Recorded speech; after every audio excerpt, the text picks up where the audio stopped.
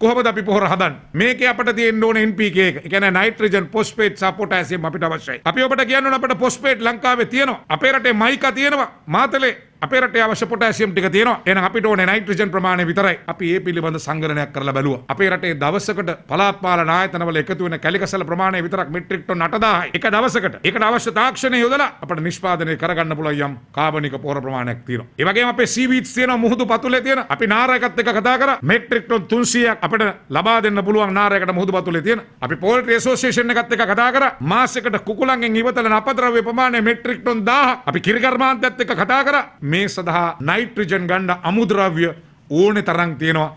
මේක අපි කළමනාකරණය කරලා නැහැ.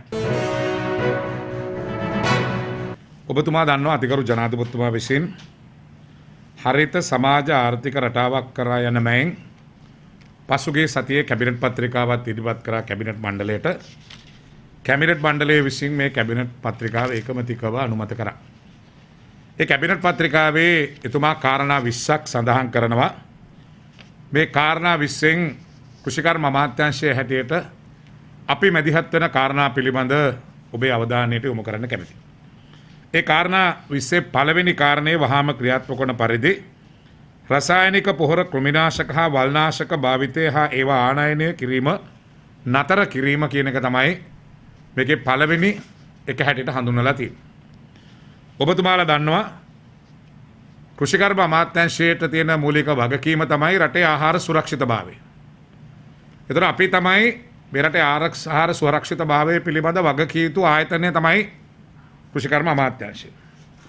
ඔබ දන්නවා අපේ රටේ ජාතික ආර්ථිකයට බිලියන 821ක් දායාද වෙනවා තේ, පොල්, රබර්, පළතුරු, එළවලු, වී කියන ආශ්‍රිත භෝගවලින්.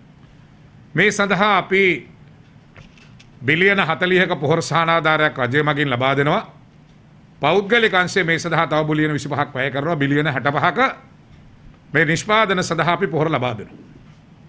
ආණ්ඩුවේ ප්‍රතිපත්තිය තමයි රසායනික පොහොර ආනයනය වහාම ක්‍රියාත්මක වන පරිදි නතර කිරීම. මේ වෙනකොට අපි රටක් හැටියට අපි පොහොර මෙට්‍රික් ටන් මිලියන 1.3ක් අපි වසරකට ආනයනය කරනවා. අපි ඉස්සර මුලින් ආනයනය කරේ මෙට්‍රික් ටන් මිලියන 5ක් විතර. අපි 2014 13 සමා වෙන්න 2015 16 කාලේ පොහොර සහනාධාරයෙන් ඉවත් වෙච්ච කාලේ අපිට රටට ආනයනය කරපු පොහොර ප්‍රමාණය මෙට්‍රික් ටන් ලක්ෂ 6ක් විතර. මේ සහනාධාරයේ දීමත් එක්ක ගොවීන් අධික ලෙස පොහොර අවභාවිතා කරා. මේ පොහොර භාවිතය 100%කින් වැඩි වුණා. ඇත්තෙන්ම මේකේ තියෙන ප්‍රශ්නය තමයි පොහොර අවභාවිතාව. දැන් අපි මේ කාරණේ සම්බන්ධයෙන් අපි ඔබතුමාලට කියන්න ඕනේ මේ පොහොර ආනයනයේ නතර කිරීම කිව්වත් එක්කම රටේ ගොවි ජනතාව විශාල බියක් ඇති වෙලා තියෙනවා. ඒ නිසා මම කෘෂිකර්ම අමාත්‍යවරයා හැටියට මේ රටේ ආහාර සුරක්ෂිතභාවය පිළිබඳ වගකීම යුතු තනත්ත හැටියට මම මේ රටේ ගොවි ජනතාවට වගකීමකින් කියනවා කිසිසේත් පොහොර නැති වෙයි කියන අනිසි බියක් ඇති කරගන්න එපා. අපි මේ යල කන්නේට අවශ්‍ය පොහොර ටික දැන් අපි ගෙන්නලා ඉවරයි. අපි මේ කන්නේ ජූලි මාසේ වෙනකන් මේ යල කන්නේට අවශ්‍ය සියලු පොහොර ටික අපි ගෙන්නලා ඉවරයි. මේ වෙනකොට ඔබ වගා කරලා තියෙන වී, එළවලු, තේ, පොල්, රබර් ඒ සියලු භෝග සඳහා අවශ්‍ය පොහොර ටික අපි ආනයනය කරලා ඉවරයි අපි ළඟ තියෙනවා. ඒ නිසා මේ ඔබ වගා කරලා තියෙන භූමියේ වගා කරලා තියෙන කිසිවක් පිළිබඳ ඔබ අනිසි බියක් ඇති කළගත යුතු නැහැ. ඔබට අවශ්‍ය පොහොර ටික මේ වෙනකොට අපි පොහොර සමාගම් ආනයනය කරලා ගෙන්නලා ඉවරයි. අපි මේකට මුහුණ දෙන්න වෙන්නේ ඊළඟ මහ කන්නේට. දර ඊළඟ මහ කන්නේ ඉඳලා තමයි අපි ගොවියට පොහොර දෙන්නේ කොහොමද කියලා තීරණය කරන්න ඕනේ. ඒ නිසා කෘෂිකර්ම අමාත්‍යවරයා හැටියට දැන් මම මේ මාධ්‍ය හමුවට එන්නේ අපේ රටේ කාබනික පොහොර ආනයන කරුවන් සමග කරන සාකච්ඡාවෙන් පස්සේ. අපේ රටේ මහා පරිමාණ කාබනික පොහොර ආනයන කරුවන් ඉන්නවා. අපි ඒ පිළිබඳ දීර්ඝ සාකච්ඡාවකින් පස්සේ මෙතෙන් දෙන්නේ. ඒ නිසා අපිට සිද්ධ වෙනවා අපේ රටේ කාබනික පොහොර නිෂ්පාදනය වහාම වැඩි කරන්න. ඒ සම්බන්ධයෙන් අපි අවශ්‍ය පියවර ගන්න මේ වෙනකොට ජනාධිපති කාර්ය සාධක බලකයක් පත් කරලා කඩිනමින් ඒ සම්බන්ධයෙන් කටයුතු කරන්න යනවා. අපි ඔබට කියන්න ඕනේ නිසා ඊළඟ මහකන්නේ වෙනකොටත් ඊළඟ මහකන්නේත් ගොවියන්ට පොහොර පිළිබඳ අනිසි බියක් ඇති කළගත යුතු නැහැ.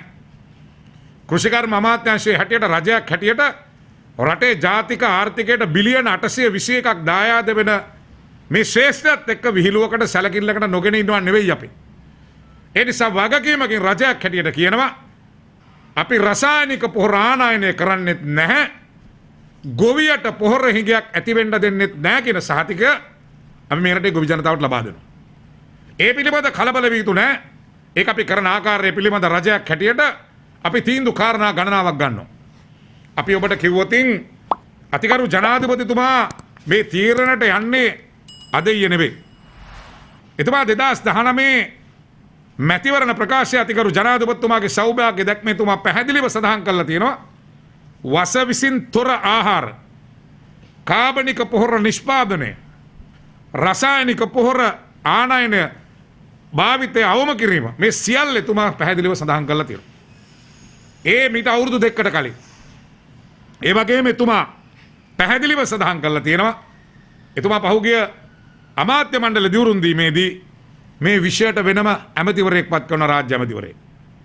කාබනික පොහොර නිෂ්පාදනය වෙනුවෙන් නියාමනය වෙනුවෙන් වෙනම ඇමතිවරයෙක් එතුමා පත් කරනවා. කාබනික ආහාර වෙනුවෙන් එතුමා තව රාජ්‍ය ඇමතිවරයෙක් පත් කරනවා. ඒ නිසා එතුමා 2019 ප්‍රතිපත්ති ප්‍රකාශයේ මේක කියනවා. 2020 එතුමා ඇමතිවරයෙක් පත් කරනවා. 2021 ආයවැයෙන් රුපියල් බිලියන 1ක් වැය කර වෙන් කරලා තිනවා මේ අවුරුද්දේ කාබනික පොහොර ගොවීන්ට බෙදා දීම සඳහා. අපි මේ අවුරුද්දේ හෙක්ටාර් 1,44,000කට කාබනික පොහොර බෙදන්න කුරුණෑගල දිස්ත්‍රික්කයේ මැයි මාසේ පළවෙනි සතියේ මේ කාබනික පොහොර බෙදා දීමේ වැඩපිළිවෙල අපි. ඒ නිසා මේක මේ හදිසියේ උඩින් ආපු තීන්දුවක් නෙවෙයි. අතිගරු ජනාධිපතිතුමා සෞභාග්‍ය මේ අවුරුදු දෙකකට කලින් එතුමා ගත් ඓතිහාසික තීන්දුවක්. ඒ නිසා අපි ඔබට කියන්න ඕනේ මේ රටේ ත්‍රස්තවාදය අවසන් කරපු පළවෙනි රට වගේම රසායනික පොහොර ආනයනය නවත්තපු කාබනිකෙන් කෘෂිකර්මාන්තය දියුණු කරපු එකම රට බවට පත් වෙනවා මේ ඉලක්කය කරා අපි යාම තුලින්. අපි ගත්තොතින් ලෝකේ බොහෝ දියුණු රටවල් අපි ඇමරිකාව ගත්තොතින් ඇමරිකාවේ ප්‍රාන්ත ශීඝ්‍රයෙන් කාබනික පොහොර සඳහා කාබනික නිෂ්පාදන වගාව සඳහා යොමු වෙනවා. අපි ගත්තොතින් ඕස්ට්‍රේලියාවේ අපේ භූමියට වැඩි ප්‍රමාණයක් කාබනික පොහොර භාවිතා කරලා නිෂ්පාදනය වැඩි කරගෙන යනවා. ලෝකේ සමහර රටවල් 100% කාබනික පොහොර නිෂ්පාදනය සඳහා තල්ලු වෙමින් යනවා. ඒ නිසා අපි ගත්තොත් අපේ අසල්වැසි ඉන්දියාවේ සිංජි කියන ප්‍රාන්තේ ජනතාව ඉන්නේ ලක්ෂ 3යි 100% කාබනික පොහොර නිෂ්පාදනය 100% කාබනික පොහොර භාවිතා කරන්නේ ඒ ප්‍රාන්තයට එන විදේශිකයන් ප්‍රමාණය විතරයි අවුරුද්දකට මිලියන 1.1. 1.2ක් විදේශිකයෝ එනවා මේ ඉන්දියාවේ සිංජි කියන ප්‍රාන්තයට කාබනික පොහොර පමණක් භාවිතා කරන ප්‍රාන්තයක් හැටියට. ඒ නිසා අපි ඔබට කියන්න ඕනේ මේ තීන්දුව අතිගරු ජනාධිපතිතුමා ගන්න වෙන මොකුත් හින්දා නෙවෙයි. මම දැක්ක වික්ටර් රයිවන් මහත්මයා මේ ගැන විශාල ප්‍රකාශයක් කරලා තිබ්බා. මොකද මේ පොහොර ආනයනය නැවතුවාට පස්සේ පොහොර මාෆියා එක පිටිපස්සේ ඉන්න අය මේකට ගොඩක් වියදම් කරනවා. ඒ නිසා ඒ විවිධ පුද්ගලයන් විවිධ දේ ලියන කියන එක පිළිබඳව අපි පුදුම වෙන්නේ නැහැ. අපි ඔබට කියන්න ඕනේ ඇයි අපි රසායනික පොහොර වලින් ඉවත් වන්නේ? ඔබ බලන්න මේ රසායනික පොහොර භාවිතය නිසා මේ රටට සිද්ධ වෙලා තියෙන විනාශය. අපේ රටේ දවසකට අන්ධ දරුවෝ කී දෙනෙක් උපදිනවද? අපේ රටේ දවසකට පිළිකා රෝගීන් කී දෙනෙක් හඳුනා ගන්නවද? අපේ රටේ දවසකට වකුගඩු රෝගීන් කී දෙනෙක් හඳුනා ගන්නවද? වඳභාවය ඇතුළු කාරණා ගණනාවක් මහාචාර්යතුමා පැහැදිලි කරයි ලෝකයේ සෞඛ්‍ය සංවිධාන විසින් රිසර්චස් කරලා පර්යේෂණ කරලා මේ හඳුනාගත්ත ක්‍රම පිළිබඳව එතුමා පැහැදිලි කිරීම කරයි. ඉතින් ඒ නිසා අපි ඔබට කියන්න ඕනේ මේ අපේ රටේම වෙන උදාහරණයක් ඕනේ නැහැ. මගේ ළඟ තියෙනවා විගණකාධිපති වාර්තාව 2020 දෙසැම්බර් 10 වෙනිදා නිකුත් කරපු. විගණකාධිපතිවරයා කියනවා 2015 16 17 18 19 මේ රටට ගෙනෙල්ලා තියෙන පොහොර සියල්ලේ පරීක්ෂණාගාර වාර්තා වෙනස් කරලා පොහොර නෙවෙයි වස ගෙනත් තියෙන්න කියනක මේ රටේ විගණකාධිපතිවරයා කියනවා. ඒ කියන්නේ ප්‍රමිතියෙන් තොර පොහොර ගෙනෙල්ලා රසායනාගාරවලදී මේ පරීක්ෂණ ලේඛන වෙනස් කරලා 2019 විතරක් පර්යේෂණ 55ක් වෙනස් කරලා තියෙනවා. බිලියන 1.5ක් වටිනා මෙට්‍රික් ටොන් 81,000 ආනයනය කළා තියෙනවා. ඒ සියලු රසායනාගාර වෙනස් කළා තියෙනවා වාර්තා. ඒ කියන්නේ ප්‍රමිතියෙන් තොර පොහොර ගෙනල්ලා ගොවියට දීලා තියෙන පොහොර නෙවෙයි වහ පහුගිය අවුරුදු 5ක කාලය තුල. ඒ නිසා අපි මතක තියාගන්න ඕනේ මේ කවදා හරි මේ තීන්දුව ගන්න ඕනේ. ඒ නිසා තිගරු ජනාධිපතිතුමා මේකත් තීන්දුව ඓතිහාසික තීන්දුවක්. එතුමා කෘෂි කර්මාන්තයේ පමණක් නෙවෙයි කාරණා 20ක් සඳහන් කරනවා එතුමා. එතුමා විදුලිය ඩීසල් වලින් නිෂ්පාදනය කර නවත්තලා පුනර්ජනනීය බලශක්තිය කරා කොහොමද යන්නේ කියන එක එතුමා පැහැදිලි කරනවා.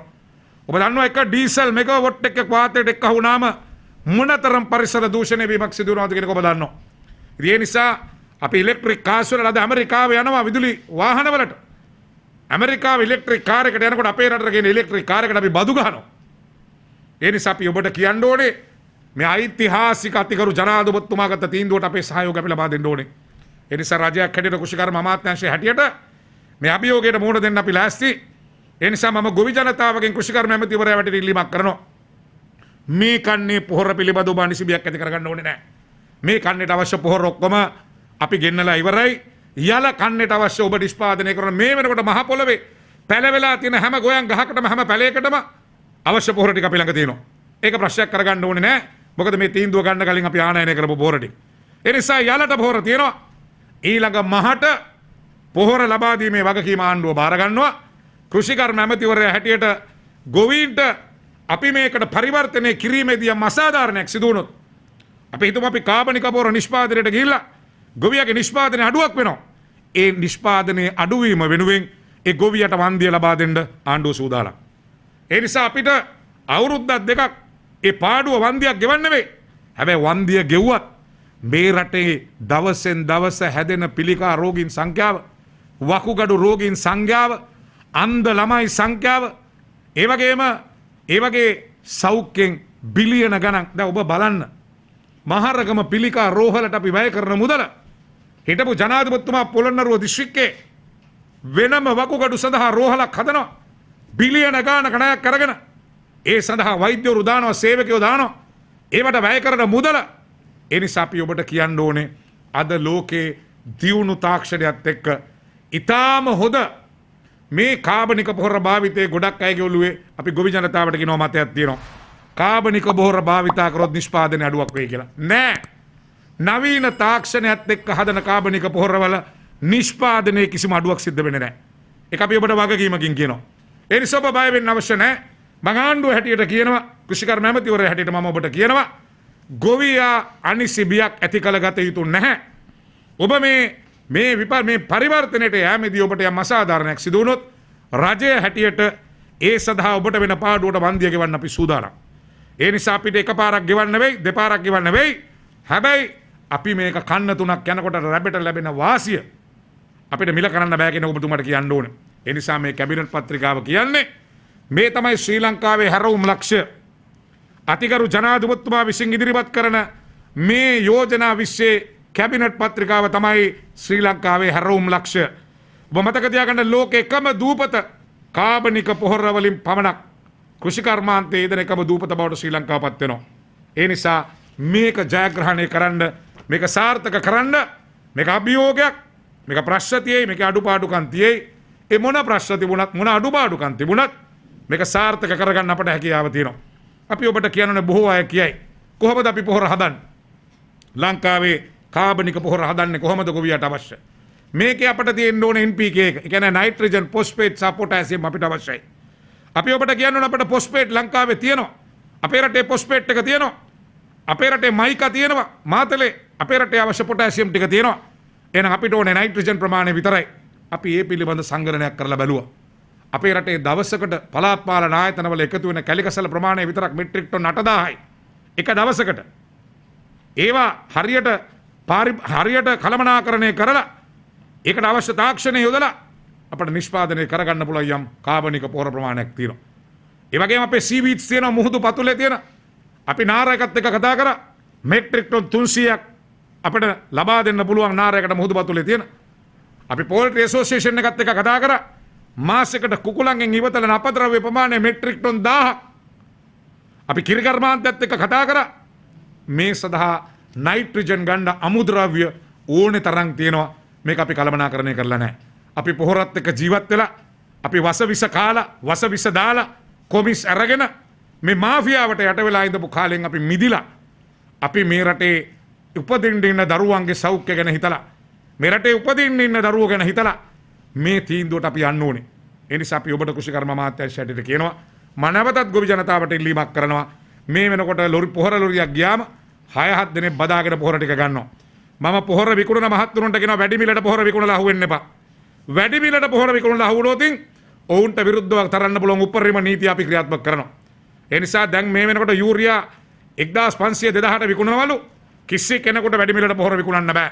ඒ පිළිබඳ අපි දැඩි ලෙස ක්‍රියාත්මක කරන්න අපි මේ වෙනකොට පාරිභෝගික සේවා අධිකාරියට දැනුම් දීලා තියෙනවා. ඒ නිසා මම ඔබතුමාලට කියනවා මේ සම්බන්ධයෙන් අපිට අවශ්‍ය වෙනවා පොහොර මෙට්‍රික් ටන් මිලියන 1.3ක් කාබනික පොහොර අපිට අවශ්‍ය වෙනවා. අපේ ඉලක්කය තමයි මේ මෙට්‍රික් ටන් මිලියන 1.3 කාබනික පොහොර නිෂ්පාදනය මේ රටේ කරන්න. ඒ සඳහා අපිට අවශ්‍ය සම්පත් ටික ඒකට අවශ්‍ය අමුද්‍රව්‍ය අපේ රස්තුව තියෙනවා. මේක හරියට කළමනාකරණය කිරීම පමණයි අපිට තියෙන්නේ. ඒ නිසා අපි මේ ඓතිහාසික තීන්දුව රජයක් විසින් ලබා ගත්තා. මේක ක්‍රියාත්මක කරන්න අපි බැඳිලා ඉන්නවා. මේක කෘෂිකර්ම අමාත්‍යාංශයට අපි අනිවාර්යෙන් අපි ක්‍රියාත්මක කරන බව ඔබට සඳහන් කරනවා. මේ කාරණයට පස්සේ මම මගේ මහාචාර්යතුමාට මේ ගැන පැහැදිලි කරන්න අවස්ථාව දෙන අතරේ මම ඔබට කියනවා මේ වෙනකොට දඹුල්ලේ එළවලු පිළිබඳ ප්‍රශ්නයක් පැන නැගිලා තියෙනවා. දඹුල්ල කළමනාකාරණයේ මැනේජර් මහත්මයා මගේ ළඟ මෙතන ඇවිල්ලා ඉන්නවා. මම ඔබට කියන්න ඕනේ පසුගියදා අපි පරීක්ෂණයක් කිරීමේදී අපි හඳුනාගත්තා දඹුල්ල ආර්ථික මධ්‍යස්ථානයේ අවට විශාල කොවිඩ් රෝගීන් ප්‍රමාණයක් ඉන්නවා. ඒ නිසා මේ තත්ත්වය බැරෑරුම් ඇතර යන නිසා අපි දඹුල්ල ආර්ථිකය පැය 48කට වහන්න මුලින් තීන්දුව කරා.